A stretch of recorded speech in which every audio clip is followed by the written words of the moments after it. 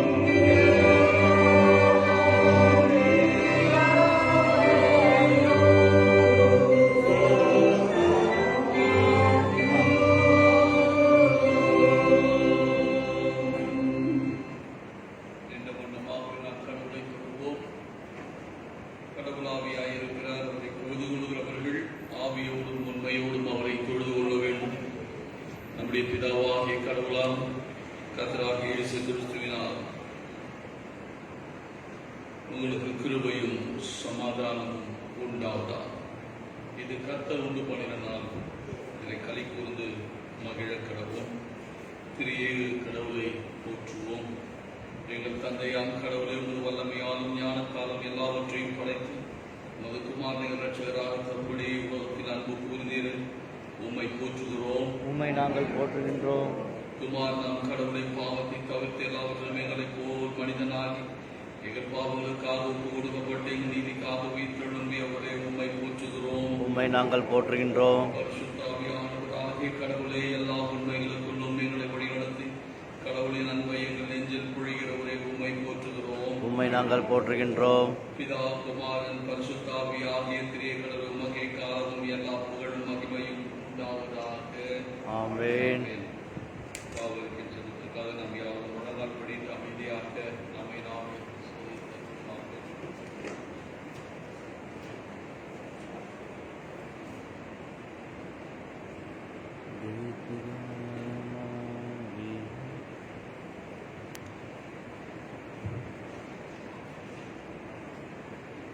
நம்முடைய தவறுகள் மீறுதல்களை தெய்வ சமூகத்தில் நாம் அறிக்கை செய்து பாவமன்னிப்பின் நிச்சயத்தை பெற்றுக்கொள்ள ஆண்டவர் உதவி செய்வாராக. பொதுவான பாவத்தின் திட்டத்தை சேர்ந்து சொல்லலாம்.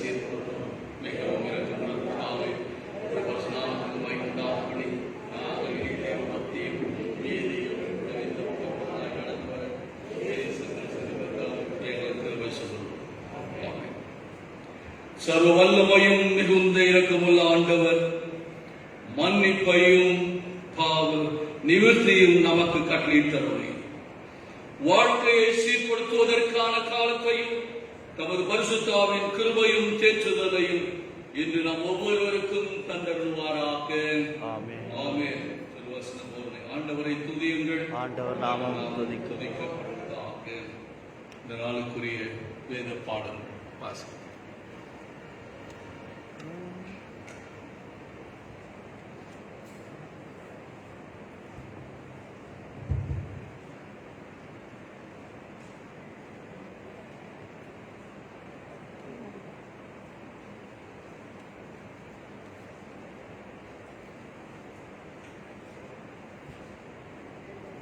வாசிக்க வேண்டிய முதலாவது வேத பாடம் 1 சாமுவேல் 22வது அதிகாரம் வசனம் 12 முதல் 23 முடிய. 1 சாமுவேல் 22வது அதிகாரம் வசனங்கள் 12 முதல் 23 முடிய. அப்பொழுது சவுல், அகிதூபின் குமாரனே கேள் என்று சொல்ல, அவன், இதோ இருக்கிறேன் என் ஆண்டவனே என்றான். அப்பொழுது சவுல் அவனை நோக்கி, நீயும் ஈசாயின் மகனும் எனக்கு விரோதமாய் கட்டுப்பாடு பண்ணி இந்நாளில் இருக்கிறபடி எனக்கு சதி பண்ண அவன் எனக்கு விரோதமாக எழும்பும்படிக்கு நீ அவனுக்கு அப்பமும் பட்டயமும் கொடுத்து தேவ சந்நிதியில் அவனுக்காக விசாரித்தது என்ன என்றான். அகிமெலேக்கு ராஜாவுக்கு பிரதித்திரமாக, உம்முடைய எல்லா ஊழியக்காரரிலும் தாவீதை போல ராஜாவுக்கு மருமகனும் உம்முடைய கட்டளைகளின்படி செய்து வருகிறவனும் உம்முடைய வீட்டிலே கனமுள்ளவனுமாய் இருக்கிற உண்மையுள்ளவன் யார்? இன்றைய தினம் அவனுக்காக தேவ சந்நிதியில் விசாரிக்க தொடங்கினேனோ அது எனக்கு தூரமாய் இருப்பதாக. ராஜா தம்முடைய அடியானாகிய என் மேலாகிலும் என் தகப்பன் வீட்டாரிலும் எவன் மேலாகிலும் குற்றம் சுமத்த வேண்டாம். உம்முடைய அடியான் இவைகளில் எல்லாம் ஒரு சிறிய காரியமாகிலும் பெரிய காரியமாகிலும் அறிந்திருந்தது இல்லை என்றான். ராஜாவோ, அகிமெலேக்கே, நீயும் உன் தகப்பன் வீட்டார் அனைவரும் சாகவே சாக வேண்டும் என்றான். பின்பு ராஜா தன் அண்டையிலே நிற்கிற சேவகரை நோக்கி, நீங்கள் போய் கர்த்தருடைய ஆசாரியர்களை கொல்லுங்கள், அவர்கள் கையும் தாவீதோடே இருக்கிறது. அவன் ஓடி போகிறதை அவர்கள் அறிந்திருந்தும் அதை எனக்கு வெளிப்படுத்தவில்லை என்றான்.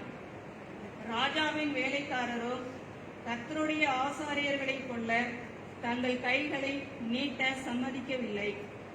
அப்பொழுது ராஜா தோவேக்கை நோக்கி, நீ போய் ஆசாரியர்களை கொன்று போடு என்றான். ஏதோமியனாகிய தோவேக்கு ஆசாரியர்கள் மேல் விழுந்து சணல் நூல் ஏபோத்தை தரித்திருக்கும் 85 பேரை அன்றைய தினம் கொன்றான். ஆசாரியர்களின் பட்டணமாகிய நோவிலும் உள்ள புருஷரையும் ஸ்திரீகளையும் பிள்ளைகளையும் குழந்தைகளையும் மாடுகளையும் கழுதைகளையும் ஆடுகளையும் பட்டய கருக்கினால் வெட்டி போட்டான். அகிதூபின் குமாரனாகிய அகிமெலேக்கின் குமாரரில் அபியத்தார் என்னும் பேருள்ள ஒருவன் தப்பி தாவீது இருக்கும் புறமாக ஓடிப்போய் சவுல் கர்த்தருடைய ஆசாரியர்களை கொன்று போட்ட செய்தியை தாவீதுக்கு அறிவித்தான். அப்பொழுது தாவீது அபியத்தாரை பார்த்து, ஏதோமியனாகிய தோவேக்கு அங்கே இருந்தபடியினாலே அவன் எவ்விதத்திலும் சவுலுக்கு அதை அறிவிப்பான் என்று அன்றைய தினமே அறிந்திருந்தேன். உன் தகப்பன் வீட்டாராகிய எல்லாருடைய மரணத்துக்கும் காரணம் நானே. நீ என்னிடத்தில் இரு, பயப்பட வேண்டாம். என் பிராணனை வாங்க தேடுகிறவனே உன் பிராணனையும் வாங்க தேடுகிறான். நீ என் ஆதரவிலே இரு என்றான். பாடம் முடிந்தது.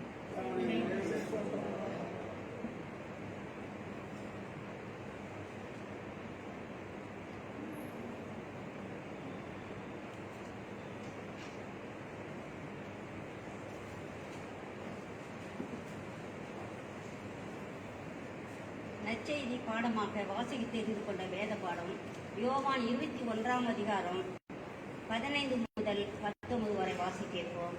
யோவான் 21 15 முதல் 21 வரை 19 வரை வாசிக்கிறோம். அவர்கள் போஜனம் பண்ணின பின்பு இயேசு சீமோன் பேதுருவை நோக்கி, யோனாவின் குமாரனாகிய சீமோனே, இவர்களிலும் அதிகமாய் நீ என்னிடத்தில் அன்பாய் இருக்கிறாயா என்றான். அதற்கு அவன், ஆம் ஆண்டவரே, உம்மை நேசிக்கிறேன் என்பதை நீ அறிவீர் என்றான். அவர், என் ஆட்டுக்குட்டிகளை மேய்ப்பாயாக என்றார். 2ஆம் தரம் அவர் அவனை நோக்கி, யோனாவின் குமாரனாகிய சீமோனே, நீ என்னிடத்தில் அன்பாய் இருக்கிறாயா என்றார். அதற்கு அவன், ஆம் ஆண்டவரே, உம்மை நேசிக்கிறேன் என்பதை நீ அறிவீர் என்றார். அவர், என் ஆடுகளை மேய்ப்பாயாக என்றார். 3ஆம் தரம் அவர் அவனை நோக்கி, யோனாவின் குமாரனாகிய சீமோனே, நீ என்னை நேசிக்கிறாயா என்றார். என்னை நேசிக்கிறாயா என்று அவர் 3ஆம் தரம் தன்னை கேட்டபடியினாலே பேதுரு துக்கப்பட்டு, ஆண்டவரே, நீர் எல்லாவற்றையும் அறிந்திருக்கிறீர், நான் உம்மை நேசிக்கிறேன் என்பதையும் நீர் அறிவீர் என்றார். இயேசு, என் ஆடுகளை மேய்ப்பாயாக என்றார். நீ இள வயதுள்ளவனாய் இருந்தபோது உன்னை நீயே அரை கட்டி கொண்டு உனக்கு இஷ்டமான இடங்களில் நடந்து திரிந்தாய். நீ முதிர் வயதுள்ளவனாகும்போது உன் கைகளை நீட்டுவாய். வேறு ஒருவர் உன் அறையை கட்டி உனக்கு இஷ்டமில்லாத இடத்துக்கு உன்னை கொண்டு போவான் என்று மெய்யாகவே உனக்கு சொல்லுகிறேன் என்றார். இன்னவிதமான மரணத்தினாலே இவன் தேவனை மகிமைப்படுத்த போகிறான் என்பதை குறிக்கும்படியாக இப்படி சொன்னார். அவர் இதை சொல்லிய பின்பு அவனை நோக்கி, என்னை பின்பற்றி வா என்றார். வாசிக்க வேண்டிய வேத பாடம் வாசிக்கின்றார். சபையார் உட்கார்படி கேட்டுக்கொள்கிறது. நாளினுடைய இறை செய்தியை நம்முடைய திருச்சபையின் உதவி ஆயர் திரு டி. கந்ததாஸ் ஆயர் அவர்கள் நம்மோடு பகிர்ந்தார்.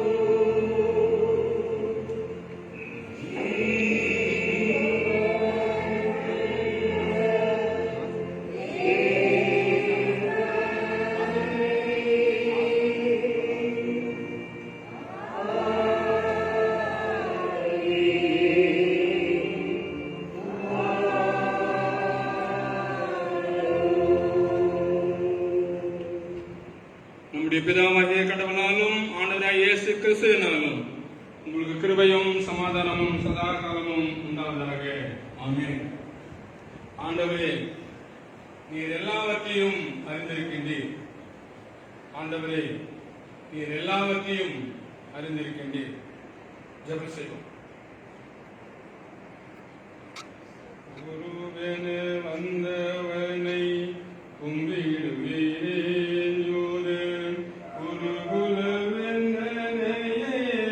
கும்பிடுகிறேன்.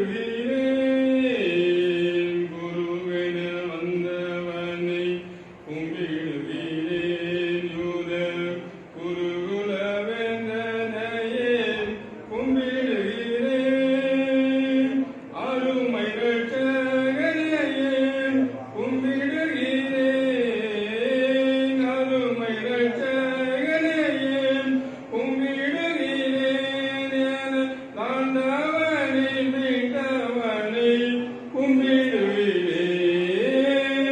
ஆண்டவனை மீட்டவனை கும்பிடுவேன், கும்பிடுவேன், நான் கும்பிடுவேன். ஆம் ஆண்டவரே, நாங்கள் போற்றுவதற்கும் புகழ் பாடுவதற்கும் பாத்திரமாக நல்ல இயேசு சாமி, இந்த ஜப வேலைக்காக ஆண்டவரே நன்றியோடு துதிக்கின்றோம், ஸ்தோத்திரிக்கின்றோம். அருட்பணியாக காணப்படுகின்ற மீண்டுமாக நீர் எங்களை ஜனித்திருக்கிறீர்கள் என்பதை நாங்கள் நம்புகிறோம், விசுவாசிக்கின்றோம். ஆவின் மூலமாக நீர் மத்தியில் அசைவாட வேண்டுமாயும் பேச வேண்டுமாயும் இயேசுவை ஜெபிக்கிறோம் நல்ல பிதாவே, ஆமென்.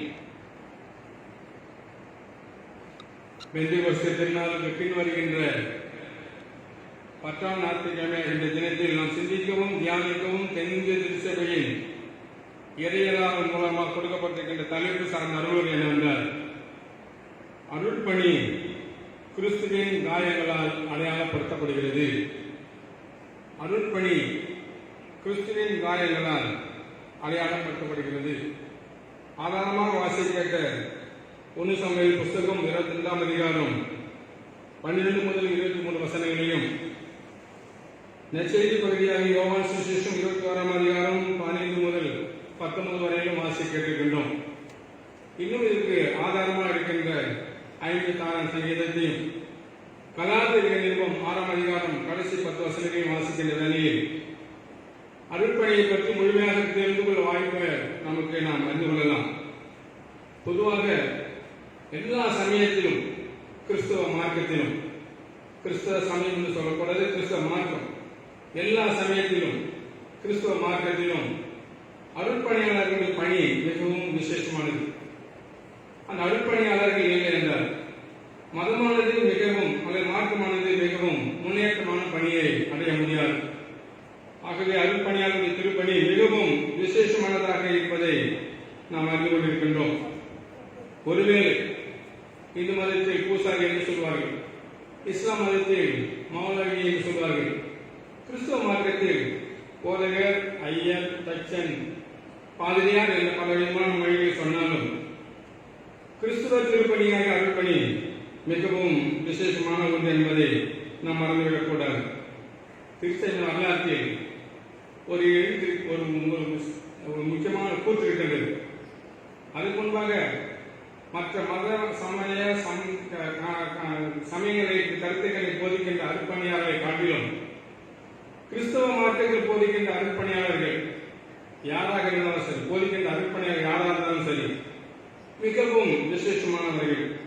திருச்சபை வரலாற்றில் ஒரு வார்த்தை ஃப்ரம் பீட்டர் டு பிஷப், திருச்சபை வரலாற்றில் காணப்படுகிற ஒரு வார்த்தை ஃப்ரம் பீட்டர் டு பிஷப். பேருதத்தில் காணப்பட்ட அதே அபிஷேகம் ஆயுதத்திலும் பேராயத்திலும் இருக்கிறது என்ற ஒரு நம்பிக்கையோடு நாம் இன்றைக்கு அழைக்கப்பட்டிருக்கின்றோம். ஆகவே பணிகளில் சிறந்தது அருட்பணி. உலக பிரகாரமான பணி நமக்கு அவசியம்தான்.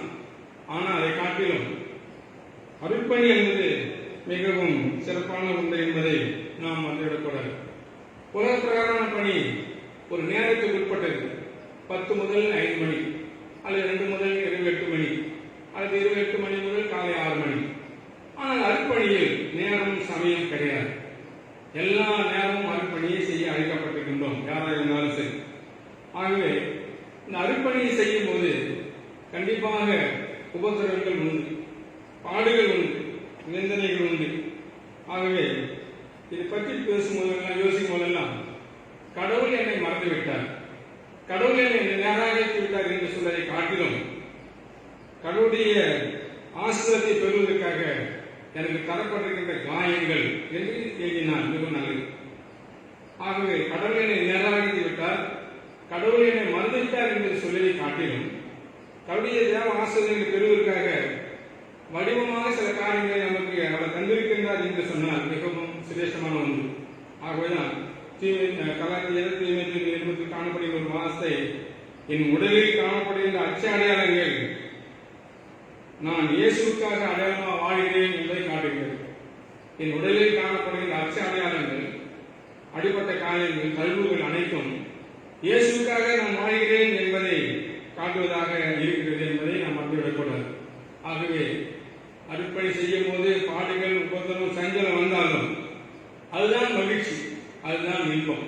ஏனென்றால் கடவுளுடைய திட்டத்தை நாம் நிறைவேற்றுகின்றோம். ஏனென்றால் கடவுளுடைய பாதைகளை பகிர்ந்து கொள்கின்றோம். ஏனென்றால் கடவுளுடைய காரியங்களால் நாம் கழுவப்பட ஆயத்தமாக இருக்கின்றோம். ஆகவே உலக பிரகாரமான பணியில் மனுஷர்கள் உங்களுக்கு எதிராக இருக்கலாம். ஆனால் அருட்பணியில் பிசாசானவனே கெட்சிக்கின்ற சிங்கம் போல இருக்கின்றான். அருட்பணியில் பிசாசானவனே நமக்கு ஒரு பெரிய போராளியாக இருப்பதை நாம் அறிந்து கொண்டிருக்கின்றோம். இறைவனின் புஸ்தகம் 38ஆம் அதிகாரம் 6ஆம் வசனத்தில் உண்மையை பேசுகிற அந்த தீர்க்கதரிசி கிடைத்த பலன் விளைவு என்னவென்றால், புறாவிலே போடப்பட்டான். தண்ணி இல்லாத ஒரு இடத்தில் போடப்படுகின்ற ஒரு சூழ்நிலை அவனுக்கு வந்து வருகிறது. பசுத்தாவினால் உண்மை என்று இயேசுவே ரட்சகர் என்று சொன்ன முதல் தரமாக மறிப்பான ஸ்தேவானுடைய வாழ்க்கையில் கூட கல்லெறிந்து கொலை செய்தார்கள் என்று பார்க்கின்றோம். அல்லது பெண்களுக்கு காணப்பட்ட விதமான அற்புதமான காரியம் செய்த பவுல் சீலாவும் சிறையில் அடைக்கப்படுகின்றார்கள். எல்லாவற்றுக்கும் மேலாக பவுல் சீலாம் அடைக்கப்படுகிற சூழலை பார்க்கின்றோம். இந்த நூற்றாண்டிலும் நம்மை காப்பதற்காக ஆண்டவராகிய இயேசு கிறிஸ்து அனுப்பப்பட்ட புனித தோமாவும் சென்னைக்கு வந்து மறித்து ரத்த சாட்சியாக மறித்தார் என்று பார்க்கின்றோம். கொஞ்ச நாளுக்கு முன்பாக ஒரு 12 ஆண்டுகளுக்கு முன்பாக குஷ்டரோகி மத்தியில் பணிபுரிந்த கிரேகம் ஸ்டெயின்ஸ் அவரும் 2 பிள்ளைகளும் மறித்து போனார்கள் என்று பார்க்கின்றோம். ஏன் இதை வலியுறுத்தி சொல்கிறேன் என்று சொன்னால், அருட்பணி செய்யும் போது பாடுகள் உண்டு. பணியையும் பாடுகளையும் பிரிக்க முடியாது. அருட்பணி செய்யும் போது பாடுகள் உபத்திரம் உண்டு. ஆகவே பணியையும் பாடுகளையும் ஒரு காலம் நாம் பிரிக்க முடியாது. இதை பாரமாக கருதாமல் தேவன் நமக்கு காட்டப்படுகின்ற ஆசிரியத்துக்காக இறைவன் நம்மை தயார்படுத்துகிறார் என்றால் என்ன வேண்டும். ஆகவே அருட்பணி அல்லது இப்பேற்பட்ட சிறப்பான பணி என்பது அபிஷேகம் பண்ணப்பட்ட பணி. அது அனைவருக்கும் உரிய பணியாக இருந்தாலும் யார் ஒரு தகுதியாக இருக்கின்றார் அவர்தான் இறைவன் அழைத்துக் கொண்டிருக்கின்றார். ஆகவே இதற்கு வாசிக்கின்ற பகுதியில் நாம் முதலாக தெரிந்து கொள்கின்ற வார்த்தை என்றால், அருட்பணி என்பது ஒரு பசுத்தமான பணி, ஒரு பசுத்தமான ஊழியம் என்பதை நாம் மறந்துவிடக்கூடாது. அனைவருக்கும் சொந்தம் அருட்பணி. ஆனால் யார் ஒருவர் பரிசுத்தமாக வாழ்கின்றார்களோ அவர்கள் தான் இந்த பணியை சிறப்பாக செய்ய முடியும். பசுத்தம் இல்லாமல் திருப்பணியை, ஒழுங்கு இல்லாமல் திருப்பணியை ஒருபோதும் ஒருவரும் செய்ய முடியாது. ஏனென்றால் இயேசுநாதரை பரிசுத்தமாக வாழ்ந்தவர். யோவான் சுவிசேஷம் 8ஆம் அதிகாரம் 46ஆம் வசனத்தில் அவர் சொல்கின்றார், என்னிடத்தில் பாவம் உண்டென்று உங்களில் யார் என்னை குற்றப்படுத்த முடியும்? என்னிடத்தில் பாவம் உண்டு என்று உங்களில் யார் என்னை குற்றப்படுத்த முடியும்? பரிசுத்தத்திற்கு சவால் விடுகின்ற இயேசுநாதரை நாம் ரட்சகராக கொண்டிருக்கின்றோம். ஆகவே தானும் ஜவ்வாலயமாக காணப்படுகின்ற ஆலயங்களும் பரிசுத்தமாக இருக்க வேண்டும் என்று இயேசுநாதர் விரும்புகின்றார். அது மாத்திரமல்லாமல் அவருடைய ஆழமாக காணப்படுகின்ற அந்த சரீரமும் பரிசுத்தமாக இருக்க வேண்டும் என்று அவர் விரும்புகின்றார். இதைத்தான் ஏசாயா தீர்க்கதரிசி அழகாக சொல்கின்றார். ஏசாயா புஸ்தகம் 6ஆம் அதிகாரம் 7-8 வசனங்களை நீங்கள் கூர்ந்து படித்து பாருங்கள்.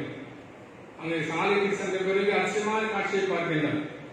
தீர்க்கதரிசி சொல்கின்ற ஒரு வார்த்தை என்னவென்றால், நான் அசுத்த உதடுள்ள மனுஷன், அசுத்த உதடுள்ள ஜனங்கள் மத்தியில் வாழ்ந்து கொண்டிருக்கின்றேன் என்று சொல்கிறார். தன்னை தாழ்த்துகின்றார். பரிசுத்தமான ஊழியத்திற்கு அடையாளமாக காணப்படுவது தாழ்மை. நான் அசுத்தமான ஜனங்கள் மத்தியில் வாழ்ந்து கொண்டிருக்கின்றேன் சொல்கிறார். பிறகு அவர் பரிபூர்ணப்படுத்தப்பட்ட பிறகு அல்லது ரட்சிக்கப்பட்ட பிறகு அல்லது பாவங்கள் அறிக்கை செய்து மன்னிப்பு பெற்ற பிறகு அவர் சொல்கின்றார், இதோ அடியேன் இருக்கிறேன், என்னை அனுப்பும் என்று சொல்கின்றார். அதுக்கு முன்பாக சொன்ன வார்த்தை வந்து பிறகு சொல்கின்ற வார்த்தை, இதோ நான் அடியேன், என்னை நீர் அனுப்பும் என்று மிக தெளிவாக சொல்கின்றார். அழைப்பு ஏற்றுக்கொண்டவர் தன்னுடைய வாழ்வை இறைவனுக்காக அர்ப்பணிப்பதை நாம் பார்க்கின்றோம். பாடுகளை பாரமாக, பாடுகளை சோமாக ஏற்றுக்கொள்ளாமல் இது தியான சித்தம் நிறைவேற்றவே இறைவனை அழைத்திருக்கின்றார் என்பதை மிக தெளிவாக அறிந்து கொள்ள வேண்டும். 1 பேதுரு 1ஆம் அதிகாரம் 15ஆம் வசனத்தில் அழகாக பவுலடியார் மற்றும் சொல்கின்ற ஒரு வார்த்தை என்னென்றால், உங்களை அழைத்தவர் பரிசுத்தர், அவர் பரிசுத்தராய் இருக்கிறது போல நீங்களும் பரிசுத்தராய் இருங்கள். உங்களை அழைத்தவர் பரிசுத்தர், நீங்களும் பரிசுத்தராய் இருங்கள். ஆச்சரியமானவர்களே, நம்முடைய சொல், செயல், சிந்தனை அனைத்திலும் பரிசுத்தமாக வாழ்ந்தால் அருட்பணிகளாக நாம் மாறிவிடலாம். இயேசுநாதர் தான் இதற்கு சிறந்த உதாரணமாக இருந்தார்.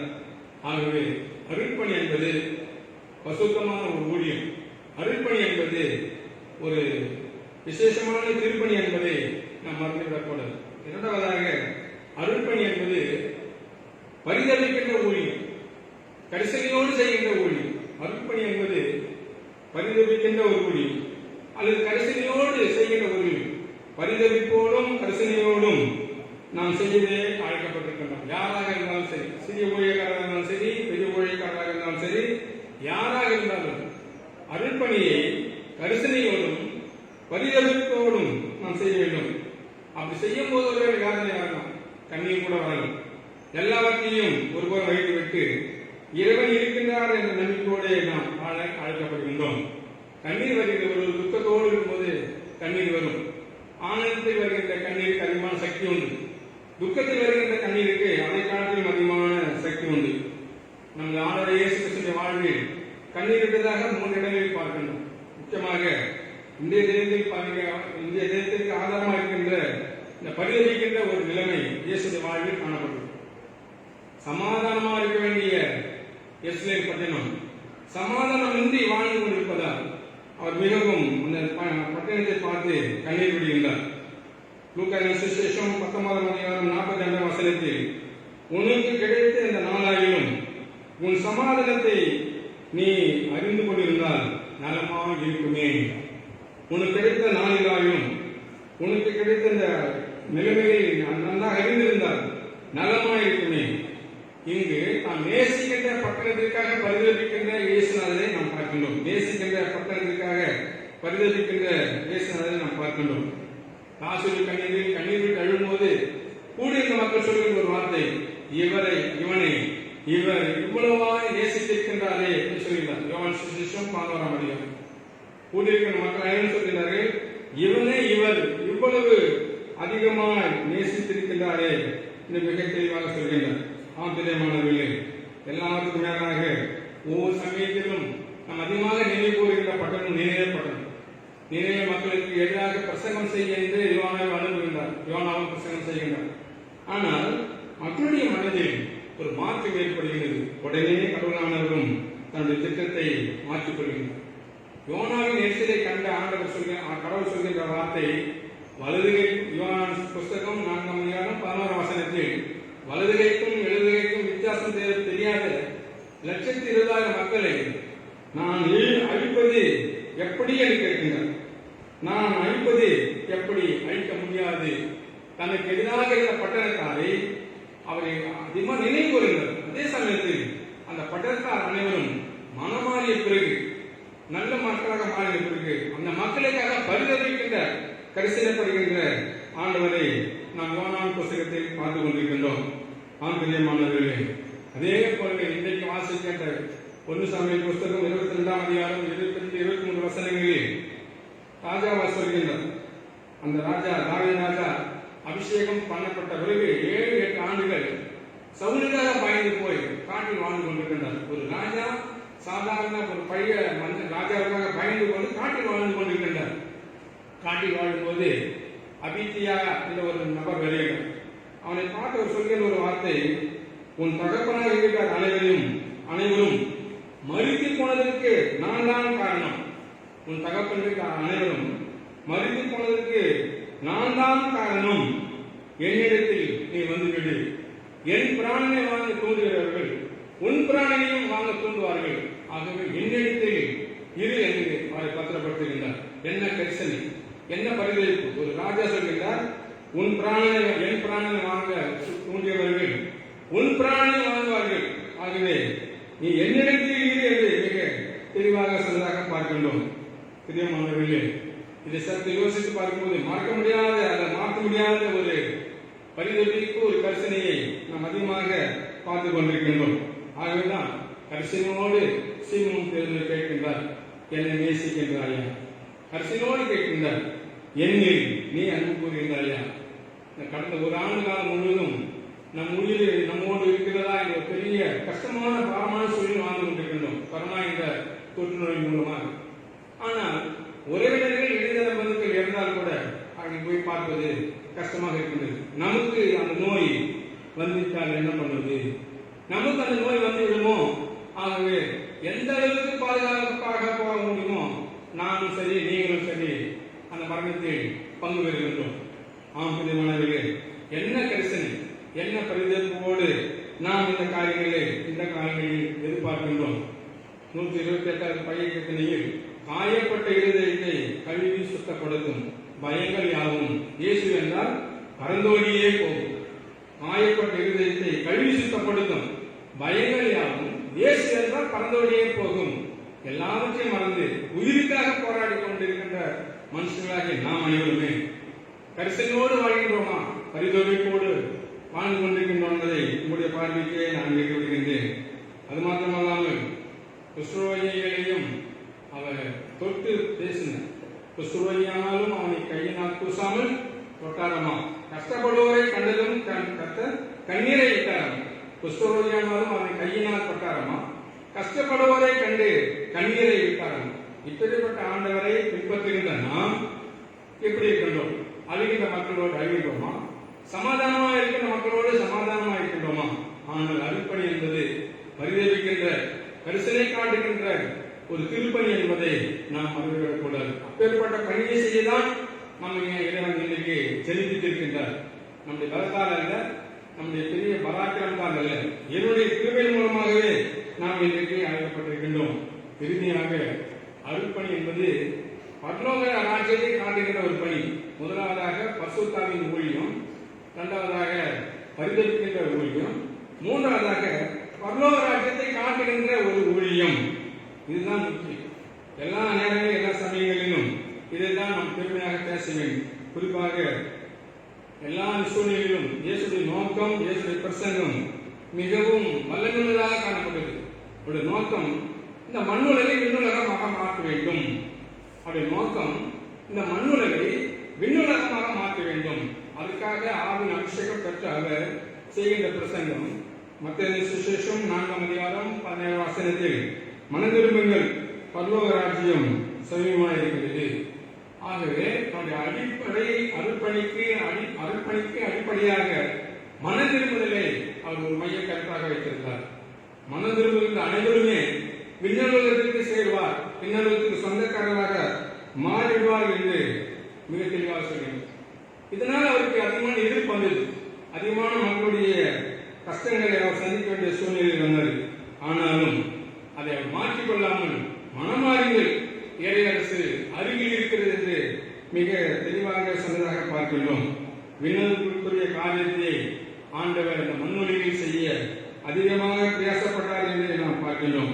இப்பூலக வாழ்விற்கு பிறகு, இந்த மண்ணுலக வாழ்வுக்கு பிறகு அதற்கு மேலாக நேராக இறையரசு அல்லது பரலோக ராஜ்யம் உண்டு என்பதை அந்த மக்களுக்கு சொல்லி அந்த இறையரசை நீ சந்திக்க வேண்டும் என்றால், அந்த பரலோக ராஜ்யத்தில் புதுமதிப்பு எழுதப்படுகின்ற பிள்ளைகளாக இருக்க வேண்டும் என்றால் இந்த உலகத்தை காட்டிலும் நீ என்னை நேசிக்கின்றாய் என்று பேதுரு கேட்ட கேள்வி நம்மையும் பார்த்து கேட்கின்றார்.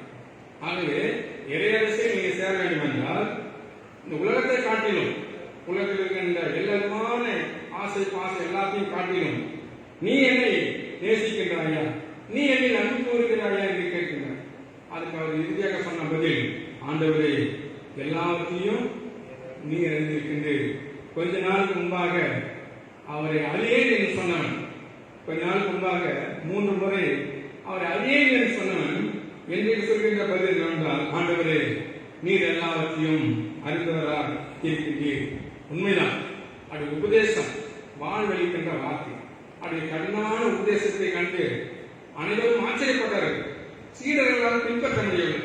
ஆகவே யோவான் சுவிசேஷம் 6ஆம் அதிகாரம் 6-7 வசனங்களை படித்து பார்க்கிற வேளையில் சீடர்கள் சொல்கின்றார்கள், இது கடினமான உபதேசம் ஆயிற்று, எப்படி அவர் பின்பற்ற முடியும்? அவர் சொல்கின்ற பதில், நீங்களும் என்னை விட்டு போய்விட மனதாக இருக்கின்றீர்களோ, நீங்களும் என்னை விட்டு போய்விட மனதாக இருக்கின்றாரோ? போய்விட்டார்கள். அருட்பணியாக வந்த இயேசு, அருட்பணியை செய்து கொண்டிருக்கின்ற இயேசு தனிமைப்படுத்தப்பட்டு விட்டார். இவ்வளவு நாள் 12 பேர் 15 பேர் சொல்லிக்கொள்ள முடியாத கூட்டம் அதிகமாக இருந்தது. ஆனால் நீங்களும் போக மனதாக இருக்கின்ற சொன்ன உடனே அவர் அனைவருமே போய்விட்டார்கள். இவர் மாத்திரம் தனிமைப்படுத்தப்படுகிறார். அருட்பணியில் தனிமைப்படுத்துதல் என்பது மிகவும் கொடிய காரியம், மிகவும் கஷ்டமான ஒரு சூழ்நிலை. அருட்பணியாளர் தனிமையாக இருப்பது ஒரு கடினமான சூழ்நிலை என்பதை நாம் அறிந்து கொள்ளவே அழைக்கப்பட்டிருக்கின்றோம். ஆம்பியமானவர்களே, தனிமைப்படுத்தப்பட்ட சூழ்நிலையிலும் பரிசுத்தமான ஊழியத்தை செய்ய வேண்டும். தனிமைப்படுத்தப்பட்ட சூழ்நிலையிலும் பரிதவிக்கின்ற மக்களுக்காக பரிதவிக்க கர்சனையோடு பணி செய்ய வேண்டும். தனிமைப்படுத்தப்பட்ட சூழ்நிலையிலும் ஆண்டுடைய பரலோக ராஜ்யத்தை கட்டுகளாகவே நாம் மாற அழைக்கப்படுகின்றோம். ஆகவேதான் திருவாலை வசனங்கள் நமக்கு மிக தெளிவாக சொல்வது என்னவென்றால், இறையரசு அருகில் இருக்கின்றது. இறையரசு சேர வேண்டும் என்றால் நாம் கண்டிப்பாக இன்னுக்குள் புக முடியும். மண்ணின் காரியங்கள் மறந்தால்தான் இன்னுக்குறி காரியங்களை செய்ய முடியும் என்று மிக தெளிவாக சொல்லப்பட்டிருக்கிறது. எல்லா சூழலும் இறைவன் நம்மோடு கூட இருக்கின்றார். ஆகவே கடவுளுடைய ஜனம் என்று அழைக்கப்படுகின்ற நாம், அல்லது கடவுளுடைய ஜனங்களுக்கு முன்பாக அருட்பணி ஆற்றுகின்ற நாம், நம்முடைய வாழ்வு எப்படி இருக்கின்றது? பசுத்தமாக இருக்கின்றதா? கரிசனை உள்ளதாக இருக்கின்றதா? எல்லா நிலையிலும் பருவராட்சியத்தை சுட்டி காட்டுவதாக இருக்கின்றதா? அது மாத்திரமல்லாமல் இந்த உள்ள உலக வாழ்வில் லஞ்சம், போட்டி, பொறாமை தீவிரத்தை ஆடுகின்ற சூழ்நிலை அருட்பணியாளராகிய நாம் அல்லது கிறிஸ்தவராகிய நாம் எப்படி முன்மாதிரியாக இருக்கின்றோம்? அருட்பணி மிகவும் விசேஷமானது. Ordinary ministry. It is ordinary ministry, not ordinary ministry. Ordinary ministry, not ordinary ministry. Doctor Radhakrishnan சொல்வார்கள், கிறிஸ்தவர்கள் மிகவும் சாதாரணமானவர்கள், ஆனால் அசாதாரணமான காரியத்தை செய்வார்கள். அவருடைய வாழ்வில் அவர் சொன்ன ஒரு வார்த்தை, கிறிஸ்தவர்கள் மிகவும் சாதாரணமானவர்கள், ஆனால் அசாதாரண காரியங்களை செய்யக்கூடியவர்கள். ஏனென்றால் இறைவனுடைய அருட்பொழிவு, இறைவனுடைய இரக்கம் நம்மோடு கூட இருக்கிறது. இந்த ஆர்டினரி மினிஸ்ட்ரியை it is not a profession, but it is a passion. இது சாதாரண உலக பிரகாரமான பணியாக நினைக்காமல் இறைவன் நமக்கு கொடுத்த பெரிய தாழ்வு என்பதை நினைத்து அது பணியாகவே நாம் அழைக்கப்பட்டிருக்கின்றோம். ஆகவே அருட்பணியாளராக காணப்படுகின்ற நாங்களும் சரி, இறை மக்களாக காணப்படுகின்ற நீங்களும் சரி, இயேசுவின் அடையாளங்களை ஏற்றுக்கொண்டு பரிசுத்தமாய் வாழவே நாம் இன்றைக்கு அழைக்கப்பட்டிருக்கின்றோம். எல்லாம் வல்ல ஆண்டவர் நம்மை சதாக வழிநடத்தி காட்டுவார். இறை மக்களாகிய நாம் அனைவரும் சேர்ந்து புதிய உலகத்தை உருவாக்கும். ஜெபம் செய்வோம். நேசிக்கின்ற நாம் இயேசு கிறிஸ்துவே, நன்றியோடு தெரிவிக்கின்றோம், சோதரிக்கின்றோம். எல்லா சூழ்நிலையும் வெளிப்படுத்தி காட்டுகின்றவர்களாக மாற்றி மலைப்பட்ட வேண்டும். இயேசு ஜெபிக்கிறோம் நல்ல பிதாவே. ஆமென்.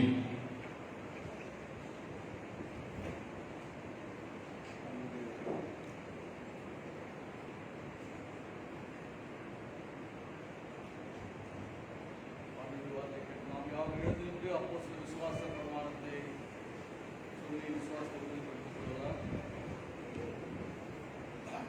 வானத்தையும் பூமியையும் படைத்த சர்வ பிதாவாகிய தேவனை விசுவாசிக்கிறேன். அது ஒரே குமாரனாக இயேசு கிறிஸ்துவை விசுவாசிக்கிறேன்.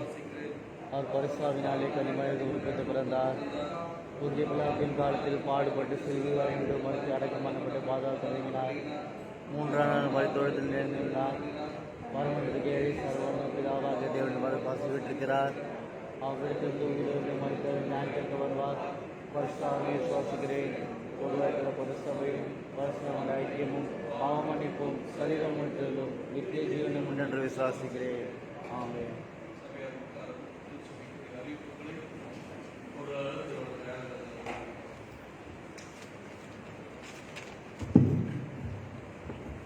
கர்த்தருடைய பரிசுநாமத்துக்கு ஸ்தோத்திரம். திருச்சிவர் அனைவருக்கும் நான் தெரிவித்துக் கொள்கிறேன். நமது ஆராதனை வழிபாட்டு முறைகள் எவ்வித மாற்றம் இல்லாமல் ஒவ்வொரு வாரமும் 2 ஆராதனை நடைபெறும். காலை 8 மணிக்கு ஒரு முதல் ஆராதனையும், அதனைத் தொடர்ந்து 10 மணிக்கு 2வது ஆராதனை நடைபெறும் என்பதை திருச்சிவர் தெரிவித்துக் கொள்கிறேன். இன்றைய நாளிலும் 10 மணிக்கு 2ஆம் ஆராதனை நடைபெறும். அடுத்த வாரம், அதாவது 1/8/2021 ஞாயிற்றுக்கிழமை அன்று காலை 8 மணிக்கு முதல் ஆராதனையும் 10 மணிக்கு 2ஆம் ஆராதனை நடைபெறும். 2 ஆராதனையும் திருவிருந்து வழிபாடு முறையை அனுசரிக்கப்படும். எனவே திருச்சபை அனைவரும் அந்த ஆராதனைக்கு ஆயத்தப்படுத்த வரும்படி அன்புடன் கேட்டுக்கொள்ளப்படுகிறார்கள்.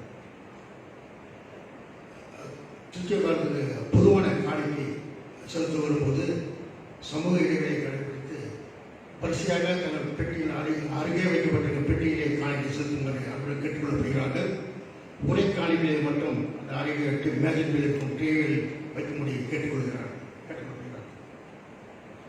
கடந்த 2 வாரங்களுக்கு முன்பாக கட்டளக்குள் வெற்றி அடைந்த சகோதரர் பக்த இன்பநாதன் ஒரு சரீரம் இன்னும் இந்திய நாட்டில் கொண்டு சேரவில்லை. சில சட்ட சிக்கல்கள் இருப்பதால் காலதாமதமாகிறது. எனவே அவர்கள் நல்லடக்கம் துரிதமாக நடைபெறும். அவர் எழுந்து வாழும் குடும்பத்திற்காக நாம் ஜபிக்கும்படி அவர்கள் கேட்டுக்கொள்ளப்படுகிறார்கள். கடந்த வாரத்திலே பிறந்த நாள் மற்றும் திருமண நாளை கண்ட திருச்சபை அங்கங்களை திருச்சபை வளர்த்துகிறது. உங்களுடைய உங்களுடைய வாழ்நாளில் மீண்டும் ஒரு ஆண்டை கூட்டி கொடுத்த தேவனுக்கு சொத்து சொல்கிறோம். கடந்த வார காணிக்கோபுரம் மாத சந்தா 55,800, தோத்திரை காணிக்கை 5,850, ஆண்கள் ஐக்கிய சங்கம் 650, பெண்கள் ஐக்கிய சங்கம் 550, வாலிபர் ஐக்கிய சங்கம் 600, புதிய ஆலை கட்டிட 850, ஓய்வு நாள் பள்ளி 800, பேராயர் பிரதிநிதி 450, நலிந்தோர் நலநிதி 7,000, குருத்துவ பணியாளர் நிதி 650, ஏல விற்பனை 100, திருமண ஓலை காணிக்கை 1,400, ஆராதனை காணிக்கை 8,710, கல்வி நிதிக்காக 5,950, ஆக மொத்தம் 89,360. இரண்டாம் காணிக்கை தோத்திரை காணிக்கை 4,200, பிறந்தநாள் காணிக்கை 1,100, திருமண நாள் காணிக்கை 1,200, திருமண கட்டணம் 12,000, ஆராதனை காணிக்கை 4,530, ஆக மொத்தம் 23,030 ரூபாய். முதல் மற்றும் இரண்டாம் ஆராதனை கூட்டுத்தொகை 1,12,390. நன்றி.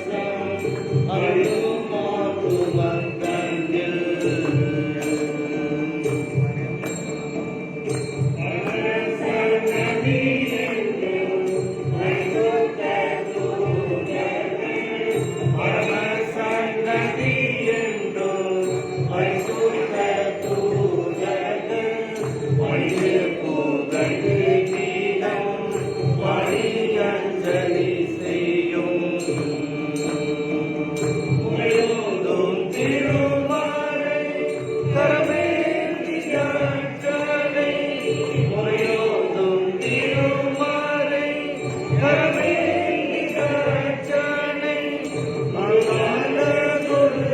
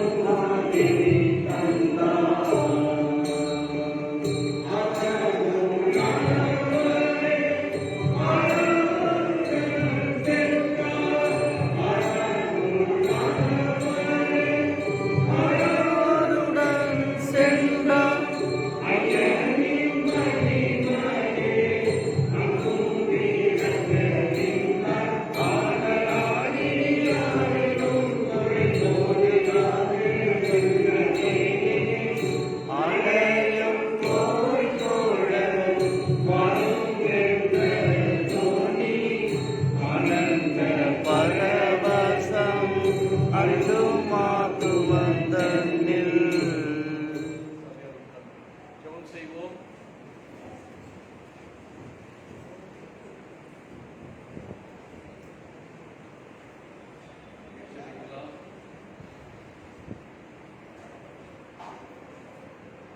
எல்லா துதிகளுக்கும் பாத்திரமாயிருக்கின்ற எங்கள் அன்பின் தகவலே, ஓய்வு நாளின் காலை வழிபாடே எங்களுக்கு ஆசீர்வாதமாயிருந்ததற்காக நன்றி செலுத்துகிறோம். பங்கு கொண்ட ஒவ்வொருடைய விசுவாசத்தின் நம்பிக்கை நீங்கள் உறுதிப்படுத்துக. சிறு பிள்ளைகள், வாலிபர்கள், பெரியவர்கள் குடும்பமாய் ஆளுநர் வந்து பொழுது கொள்ளும்படியான ஒரு பாக்கியத்தை நீர் எங்களுக்கு தந்ததற்காக நமக்கு ஸ்தோத்திரம்.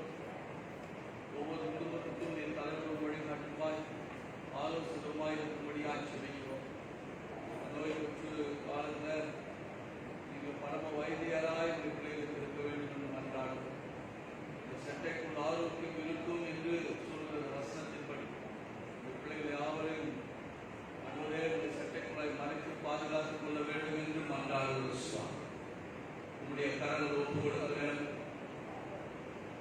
இம்மட்டும் என் குடும்பங்களை பார்க்கிறேன், வழிநடத்துகிறேன், தேவையை சந்திக்கிறேன். கொடுக்கிற சுகன் பலன் ஆரோக்கியத்திற்காக நன்றி சுவாமி. படிப்பில், வேலையில், குடும்ப காரியங்களில் ஒரு தொழிலாக கிடைக்கிறாங்க.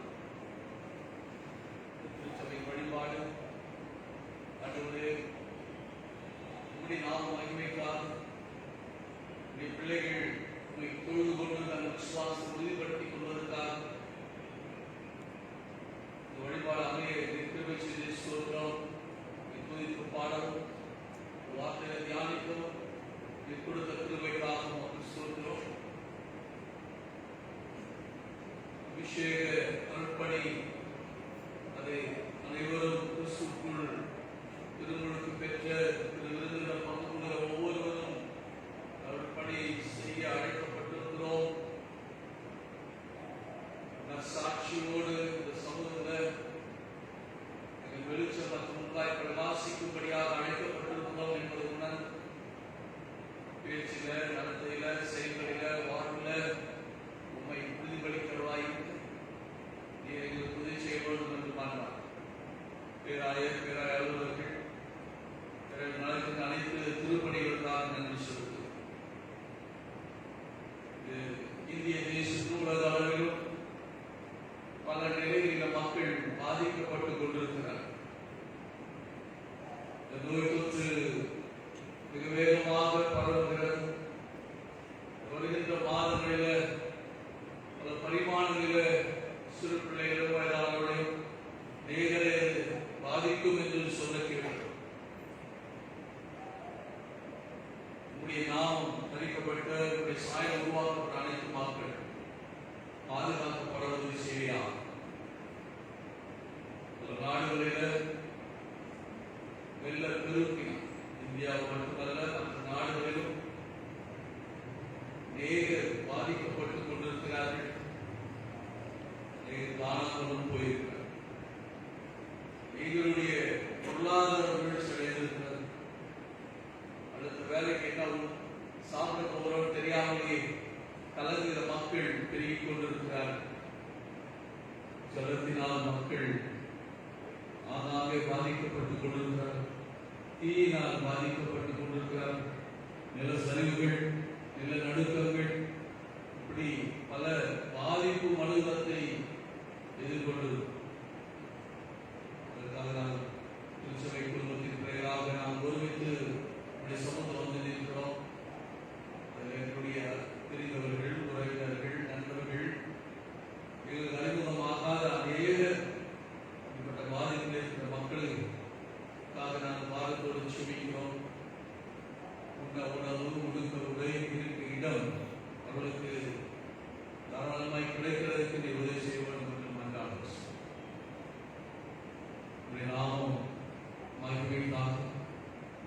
நீண்ட காலத்துக்கு பிறகு இப்படி நாங்கள் ஆலயத்தில் வந்து தொழுதுடைய வாக்கியத்தை கொடுத்து மறுபடியும் இந்த நோய் தொற்று அதிகரித்துக் கொண்டே இருக்கிறது.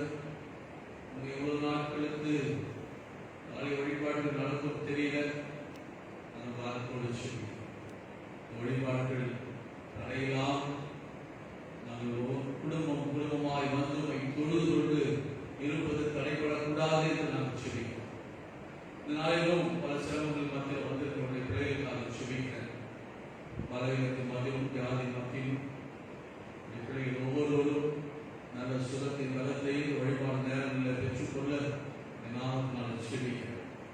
வீடுகளில் மருத்துவமனையில் சிகிச்சை பெறுகிற மக்களுக்காக சொல்லிக்கிறோம். நல்ல சுகன் நலன் ஆரோக்கியம் தொடர்ந்து தந்திட வேண்டும் என்று இந்த நாளில் கூட இந்த வழிபாடுகள் கலந்து கொண்டு தங்களையே அர்ப்பணித்து அதை கொண்டு வந்திருக்கின்ற மாதாந்த காணிக்கை சிறப்பான சோதனை காணிக்கைகள் பொருத்தத்தையோடு வேண்டுதலோடு செலுத்திருக்கின்ற அனைத்து காணிக்கைகளை தங்கள் அங்கீகரித்து பிள்ளைகளுடைய வேண்டுதல்கள் எதிர்பார்ப்புகள் ஒன்றிலும் குறைபட்டு போகாதமைக்கு நிறைவேற்றி வாரம் முழுவதும் பிள்ளைகளுக்கு துணையாக இருக்க வேண்டும் தேவ சமூகம் உடைய பிள்ளைகளோடு கூட இருக்கட்டும். அவருடைய ஆலயத்தில் வந்து உண்மை தொழுது கொள்ளணும். நீதி வலது கருத்தினால் எங்களை தாங்கி பராமரித்து விட நடத்துகிறார். இயேசு கிறிஸ்துவின் இனிதான் நாமத்தினால் சொல்லிவிடாத நம்மை அவர் எழுந்திருந்து தன்னுடைய சிறப்பை செலுத்துவார். பரமண்டலத்தில் இருக்கிற நாமும் பரிசுத்தப்படலாம். பரமண்டலத்தில் செய்யப்படுவது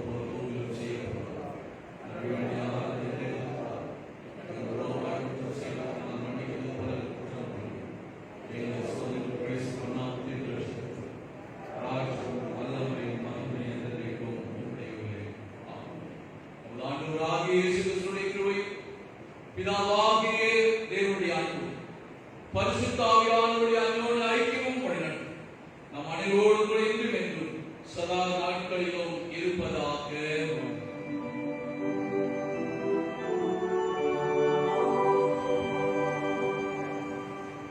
தேவ ஆசீர்வாதத்தோடு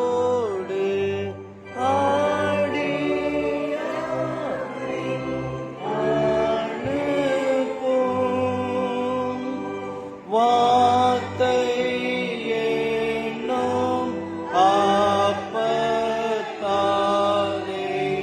போஷித்து வளர்ப்பியும்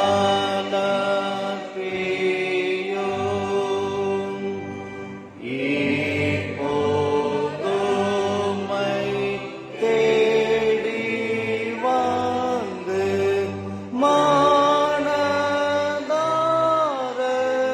போற்றினோம்.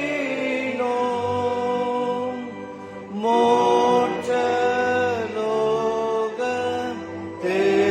கரித்து ஓமை வாழ்த்தி